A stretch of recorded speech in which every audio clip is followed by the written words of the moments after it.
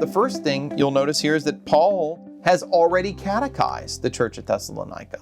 He actually says, as to the times and the season, and that's meaning the end times and the signs of the end, Paul says you don't need to have anything written to you. It's a little ironic that he's saying that, because obviously they do need to have something written to them, because the fact that he wrote that First Thessalonians means they needed some clarification.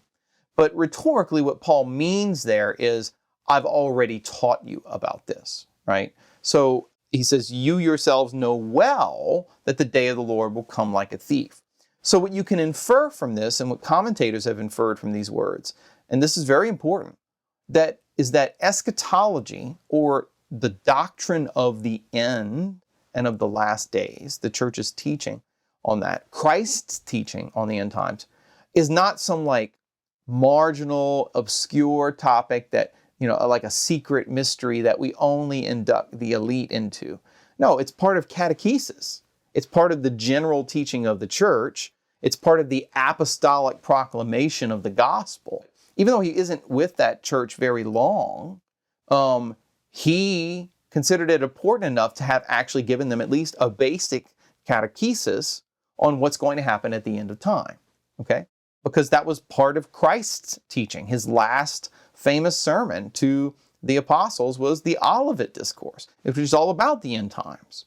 So Paul's first statement here is just, it's important to emphasize that if you're interested in the end times, in other words, the first thing you should do is read what Jesus says about the end times and read what the New Testament says about the end times, so that you get the apostolic proclamation of the end times, rather than looking to like popular apocalyptic novels or maybe private revelations that you've heard about that people might say about exactly what's going to happen in the end.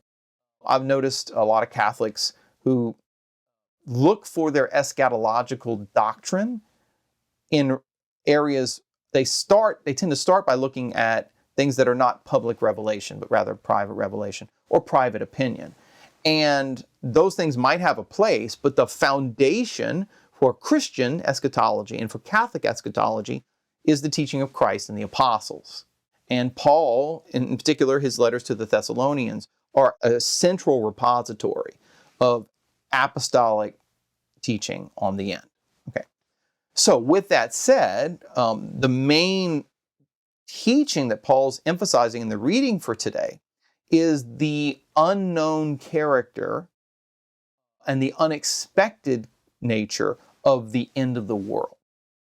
Basically, what he's doing is reiterating the teaching of Jesus from the Olivet Discourse, like in Matthew 24, that when it comes to the question of when will the world end, when will the final judgment take place, when will the destruction of the world and the creation of a new universe, the new heavens and new earth, when will that take place? Well, Jesus says in his teaching of the apostles, no one knows the day or the hour, right? So the unknown dimension of the timing of the parousia, the second coming, is a basic teaching of Jesus, which Paul is reiterating here using the imagery of a thief in the night, right?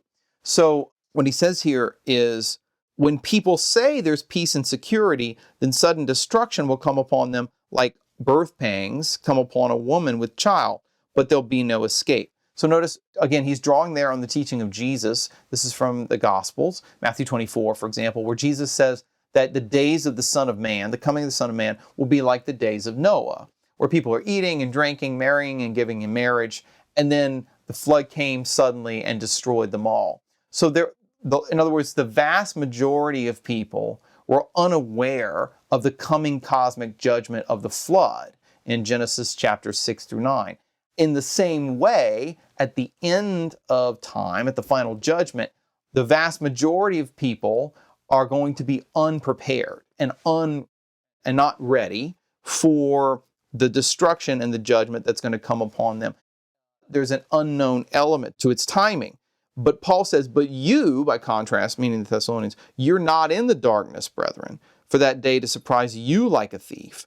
You're all sons of light and sons of day. We are not of the night or of the darkness. So let us not sleep as others do, but keep awake and be sober. So there's two dimensions here to the teaching here. On the one hand, Paul's reiterating the fact that we don't know the day or the hour. Just like a woman, she knows she's going to have a baby at some point, but you don't know exactly when the hard labor is going to hit. despite the myth of due dates. A doctor might give you a due date, but that doesn't mean you're necessarily, the birth pains are going to come on that day. And even more in antiquity, right, was this the case that the mystery of when the birth pangs would come was something that you had no control over, right? You're waiting, you know that there's going to be an end to the pregnancy when the child is born, but you don't know the day or the hour when those birth pangs will hit. In the same way, we don't know when the tribulation that's going to precede the final judgment exactly is going to happen. However, we, unlike the world, Paul's saying here, unlike unbelievers who aren't aware of what Christ has taught us, we know that it's coming, and so we need to be prepared rather than unprepared. We need to be awake rather than asleep. We need to be sober rather than drunk. And he doesn't mean either of those literally. He's not talking about literal sobriety or literally being awake. Although obviously he warns against drunkenness elsewhere in his letters. But he's using them as metaphors for a moral laxity, right? So we need to be morally awake, spiritually vigilant, right? And morally sober in order to be spiritually and morally prepared for what he calls the day of the Lord. Right? Now, what is the day of the Lord? Well, here Paul is, although he's writing to Greek Christians, like Christians who were Greek-speaking, who have converted from paganism to Christianity, to use anachronistic terminology, but that's the case. So they become believers in Christ.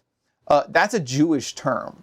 When Paul speaks about the day of the Lord, if you go back to the Old Testament, for the book of Amos, for example, or the book of Joel, or book of Isaiah, they all use the expression, the day of the Lord, to refer to the day of judgment.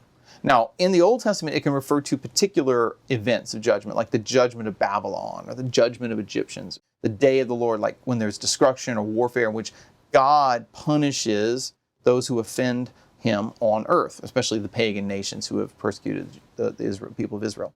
But it becomes a stock expression, not just for particular judgments, but for the last one that's going to happen at the end of human history. Right? So what Paul's saying here is you need to be ready for the day of the Lord, because even though we know it's coming, we don't know the day or the hour. And the imagery he uses here of a thief in the night is very mysterious, but also very powerful. Because when you go to bed at night, if you were to be robbed in the middle of the night, and most of us lock our doors, precisely because when we're asleep, right, we are more vulnerable. Right? And if a thief sneaks in to our home in order to steal, well, we don't know when exactly that's going to happen. It tends to happen in the night, right, when under cover of darkness, but we don't know the timing of it. So Paul is actually getting that analogy of the thief in the night from Jesus. Once again, so this is an apostolic representation of the teaching of Christ. So if you go back to Matthew 24, for example, verses 42 and following, we read these words. He says, after describing the days of Noah and the coming of the parousia, the second coming, he says, watch therefore, for you do not know on what day your Lord is coming. But know this, that if the householder had known in what part of the night the thief was coming, he would have watched and would not let his house be broken into. Therefore you also must be ready, for the Son of Man is coming at an hour you do not expect. So there's that tension between the definiteness of the final judgment, we know it's going to happen, but then the uncertainty of the exact timing. And that's part of that tension, is part of the preaching of Jesus to the apostles.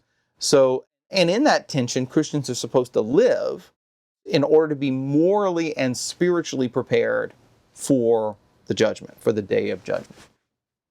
All right, so Paul's moral exhortation is vigilance. Keep awake, be sober, and be ready, right? Don't live your life as if the world's not going to end, in other words. Because there are a lot of people who do, right? And that's a foolish way to live, Paul's saying. You need to be aware and be awake and be vigilant.